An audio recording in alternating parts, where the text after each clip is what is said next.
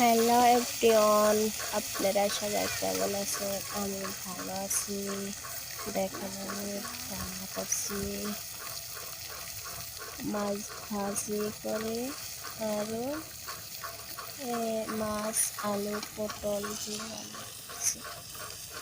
দেখেন কেমন হয়েছে, সবাই একটু কমেন্ট করে বলবেন। ভাজাটা ভাজাটা ভালো হচ্ছে না খারাপ হচ্ছে জানি না আমি, কিন্তু আমি মরিচের ফাঁকি দিয়েছি। এমনিতে সবাই ভাজে হলুদ দেয় আর লবণ দেয়, আমি আবার মরিচের ফাঁকি দিয়েছি। একটু ঝাল লাগলে ভালো লাগবে।